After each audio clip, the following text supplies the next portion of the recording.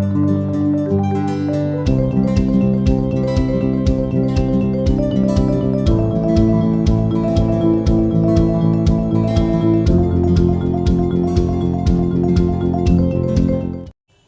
Everyone, welcome to DCC classes. आज हम बात करेंगे क्लास 10 के कुछ महत्वपूर्ण ऑब्जेक्टिव क्वेश्चन एसएससी के जो बोर्ड एग्जाम्स में बहुत ज़्यादा पूछे जाते हैं।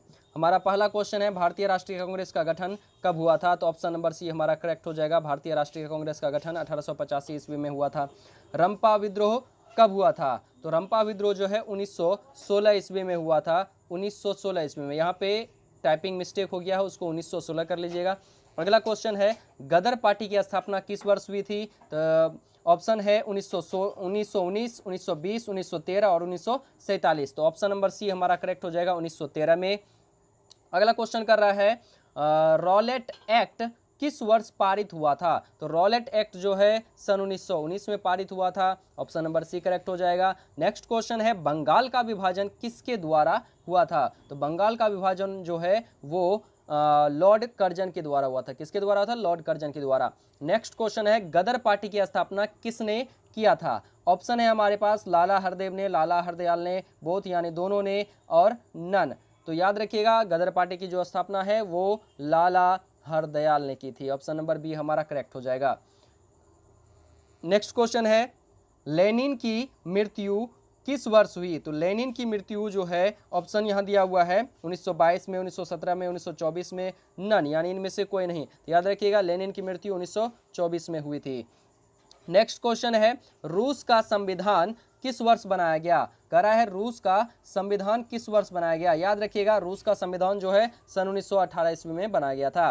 नेक्स्ट क्वेश्चन है, होवा होवा आंदोलन किस वर्ष शुरू हुआ था? पहला ऑप्शन है 1938, दूसरा है 1940, तीसरा है 1939 और डी में कह रहा है नन। तो ये भी याद रखिएगा, होवा होवा आंदोलन जो है ये सन 1939 ईस्वी में हुआ था। कब हुआ था? सन 1939 ईस्वी में। ऑप्शन नंबर सी हमारा करेक्ट हो जाएगा। नेक्स्ट क्वेश्चन कह रहा है, हनोई समझौता किस वर्ष हुआ था? याद रखिएगा, हनोई समझौता जो है ये सन 1954 ईस्वी में हुआ था। ऑप्शन नंबर ए करेक्ट हो जाएगा।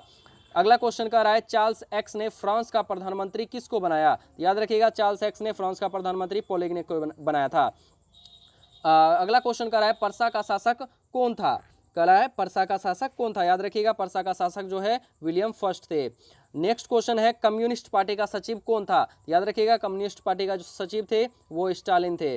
नेक्स्ट क्वेश्चन है, वार एंड पीस किसकी रचना है? अगला क्वेश्चन क्या कह रहा है, वार एंड पीस किसकी रचना है? लेनिन की, स्टालिन की, बोथ यानी दोनों की, डी में कह रहा है नन। याद रखिएगा, वार एंड पीस जो है ना ही लेनिन की है ना ही स्टालिन की, इन दोनों में से किसी की रचना नहीं है। इसीलिए ऑप्शन नंबर डी जो है हमारा नन करेक्ट हो जाएगा। अगला क्वेश्चन कह रहा है, सोशलिस्ट, क्या कह रहा है, सोशलिस्ट रेवोल्यूशनरी पार्टी का गठन कब हुआ था? तो सोशलिस्ट रेवोल्यूशनरी पार्टी का गठन जो है सन 1901 ईस्वी में हुआ था। कितने में हुआ था? 1901 ईस्वी में। कितने में हुआ था? 1901 ईस्वी में। अगला क्वेश्चन कह रहा है, तृतीय पृथ्वी सम्मेलन कहाँ आयोजित हुआ था? ऑप्शन ए है भारत, बी है न्यूयॉर्क, सी है अमेरिका और डी है नन। याद रखिएगा, तृतीय पृथ्वी सम्मेलन जो है इन तीनों में से कहीं आयोजित नहीं हुआ था, इसीलिए ऑप्शन नंबर डी हमारा करेक्ट हो जाएगा।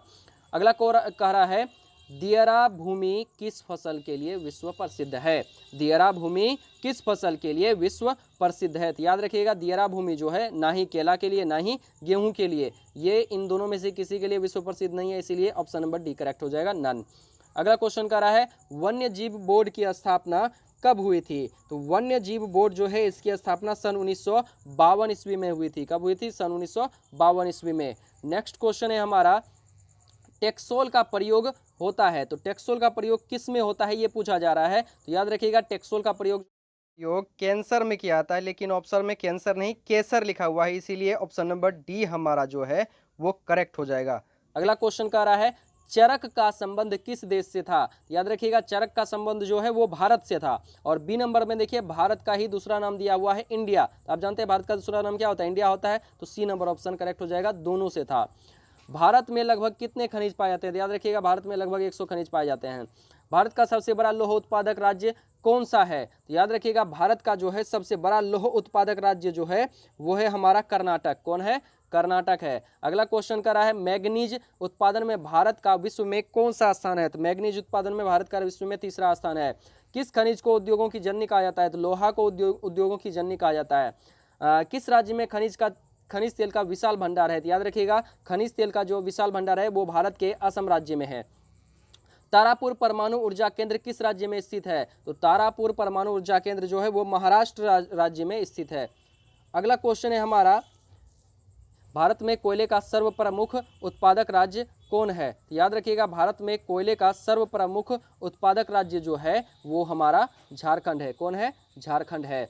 अगला क्वेश्चन का रहा है हमारा, भारत का प्रथम तेल शोधक कारखाना कहाँ स्थित है? तो भारत का प्रथम तेल शोधक कारखाना जो है वो डिगबोई में स्थित है। नेक्स्ट क्वेश्चन है, एल्युमिनियम बनाने के लिए किस खनिज की आवश्यकता होती है? तो बॉक्साइट की होती है। नेक्स्ट क्वेश्चन है, श्रीलंका कब आज़ाद हुआ था? तो श्रीलंका 1948 ईस्वी में आज़ाद हुआ था।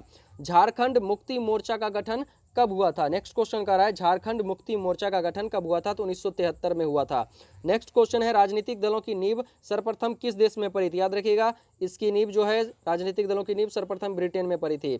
नेक्स्ट क्वेश्चन है, जनता दल यूनाइटेड पार्टी का गठन कब हुआ था? तो 1999 में हुआ था। लोकसभा निर्वाचन हेतु कुल सीटों की संख्या कितनी है? तो याद रखिएगा 543 है। यहाँ पे क्वेश्चन में ध्यान दीजिएगा, कह रहा है लोकसभा निर्वाचन हेतु, निर्वाचन शब्द यहाँ देख रहे हैं, निर्वाचन हेतु कुल सीटों की संख्या कितनी है? तो 543 है। अगर केवल यहाँ ये लिखा हुआ रहता कि लोकसभा में कुल सीटों की संख्या कितनी है तो 545 हो जाता। कुल सीटों की संख्या 545 और निर्वाचन हेतु कितने सीट हैं? तो 543 हैं। भारत में योजना आयोग का गठन कब हुआ? तो 1950 में हुआ था। भारत में संविधान सभा का गठन कब हुआ था? तो 1946 में हुआ था। भारत में संविधान सभा का गठन कब हुआ था? 1946 ईस्वी में हुआ था। नेक्स्ट क्वेश्चन का रहा है, पंचायत समिति का प्रधान कौन होता है? तो आप जानते हैं पंचायत समिति का प्रधान प्रमुख होता है। नेक्स्ट क्वेश्चन है, भारत में सर्वप्रथम नगर निगम की स्थापना कहाँ हुआ? तो मद्रास में हुआ था। किस पर आधारित विभाजन केवल भारत में है? तो जाति पर आधारित विभाजन केवल भारत में है। मेक्सिको ओलंपिक समारोह किस वर्ष हुआ था? तो याद रखिएगा 40 नंबर का क्वेश्चन में मेक्सिको ओलंपिक समारोह जो है ये 1968 में हुआ था। नेक्स्ट क्वेश्चन है, भारत में जीवन यापन का मुख्य साधन क्या है? यहाँ पे एक चीज याद रखिएगा, कभी कभी इस क्वेश्चन में ये पूछा जाता है बिहार में जीवन यापन का मुख्य साधन क्या है? तो बिहार के संदर्भ में भी पूछा जाए तो कृषि हो जाएगा। ये क्वेश्चन सही मायने में यहाँ पे ये पूछा जाना चाहिए था, बिहार में जीवन यापन का मुख्य साधन क्या है? तो आंसर क्या हो जाएगा? कृषि हो जाएगा।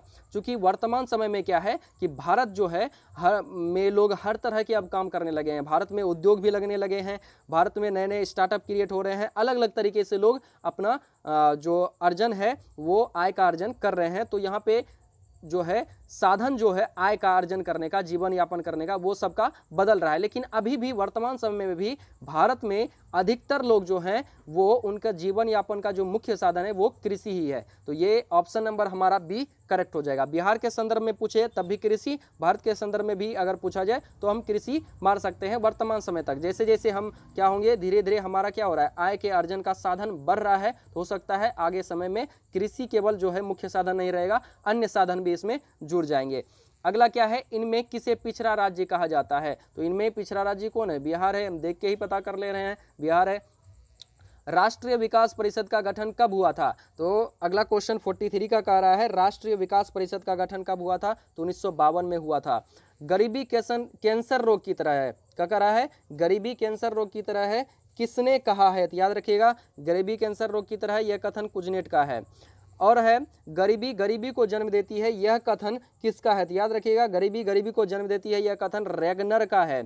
केंद्रीय सांख्यिकी संगठन की स्थापना कब हुई थी? तो याद रखिएगा, केंद्रीय सांख्यिकी संगठन की स्थापना 1954 में हुई थी।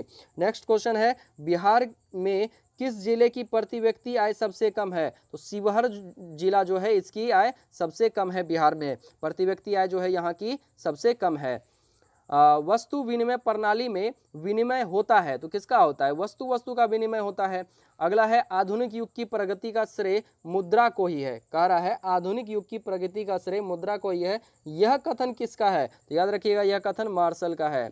अगला कह रहा है y = c+i। क्या कह रहा है? y = c+i फॉर्मूले को बताता है। कौन बताता है? तो याद रखिएगा प्रोफेसर केन्स ने इस फॉर्मूले को बताया है। आज के लिए इतना ही छोड़ रहे हैं, फिर मिलेंगे अगले क्लास में ऐसे ही मज़ेदार वीडियोस के साथ, और हम लोग अपने बोर्ड एग्जाम्स की तैयारी को ऐसे ही आगे बढ़ाते रहेंगे। तो जुड़े रहें DCC क्लासेस के साथ। तब तक के लिए जय हिंद।